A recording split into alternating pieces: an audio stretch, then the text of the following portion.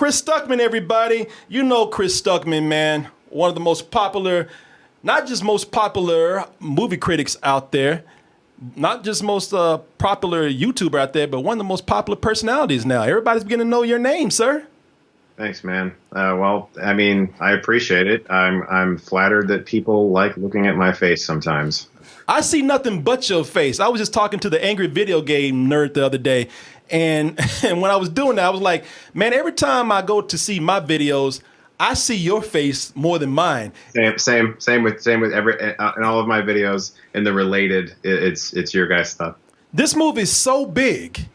How big is it? It's so big, Martin, that we couldn't do it by ourselves. We had to bring on one of the biggest critics out there, Chris Stuckmann, to help us out. Godzilla versus Kong, not King. Godzilla said, "You got to go through my ass to get that crown." Your bitch ass. No, it's the fight for the title. It's the fight of the century that's going on. People are looking forward to this fake ass gorilla and this lizard.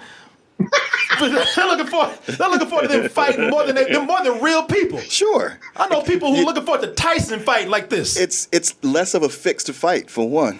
Yeah.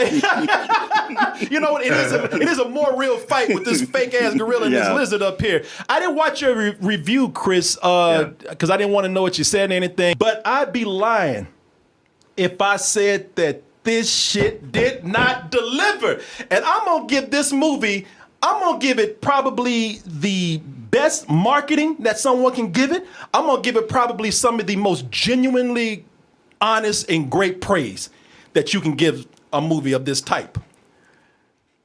It was late last night when I was watching this movie. You know, we got the screening late. I did a show last night. Yeah. I didn't start watching this until 2 in the morning. Oh, really? About 1:30. 1:30 in the morning.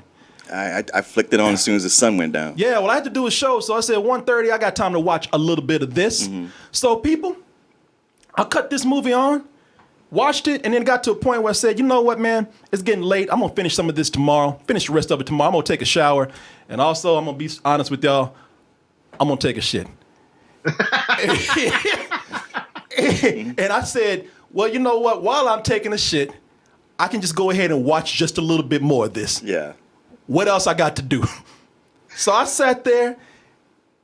I sat in that toilet. I did my business. And I'll be damn when I was finished, the movie started getting to the part where they started amping up the climax and the conflict between Kong and Godzilla. And my black ass sat on that toilet for 35 minutes watching the rest of this movie right here because I was hooked. Yeah. Because I was into it. Because they finally started building it up. It was dumb, but I was like, man, this ramp up, this climax, that is badass. And I gotta tell you something. There were moments in the movie here, people, when they finally got to the parts where Godzilla and Kong start going at it. It was one part in that scene where I swear to God, I jumped up off that toilet seat, pants around my ankles, ass and dick hanging out, and I said, yes! And I was like, my God, I sat up here on the toilet, not shitting, into this movie and loving those last minutes of it, man. Sure. The movie, I think, for the right people that want to come in and see this big match between Godzilla and King Kong, if that's all you want to see, then goddamn it, that's what they gave you. Yeah, it's rare that a movie can deliver so big on what it promises. Chris, you know, you're the guest. Yeah. Yeah, you know, how'd you feel about the fight and everything? And just tell me anything you want to tell me about this, man. Yeah, I mean, like, I had a lot of the same problems you had, honestly. The story is rather incomprehensible. It's one of those plots where characters say, this is our plan, and they say it as quick as possible, and the dialogue has officially now been relayed to the audience, so you might as well move on, right? But I didn't understand anything they said, though. So, like, I get it. Like, in regards to, like, what they're supposed to be doing, finding this hollow earth, he apparently wrote a book about it that was a joke to people. And so, these are all plot points that are important for the character, but nothing that I particularly cared about. I just every time, for me, like the heart and soul of the movie was the little girl in Kong, and how that was the first time I actually sort of cared about a person, except for Bryan Cranston in the first one. In these movies, because they did a really good job of actually connecting a character with one of the Titans, and not having it seem like it was just like a soldier or a family man, or just something we've seen a lot. So yeah, the core with King Kong, whatever, but like Kong and Godzilla were in the movie a lot.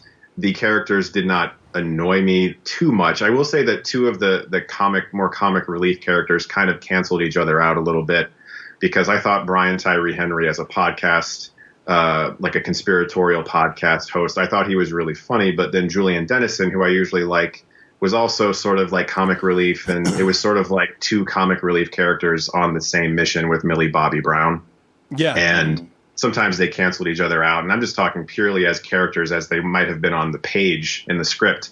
It seemed like two comic relief characters for the same like mission, and it wasn't really necessary. This really is something to see in the theaters, man. I feel bad for Warner Brothers not being able to show this in theaters, because I can imagine. It's in theaters. Well, it's in theaters, but it's like $30 to go see or something. This would have been great on IMAX. It's one of those movies that would deserve that. It really is, man.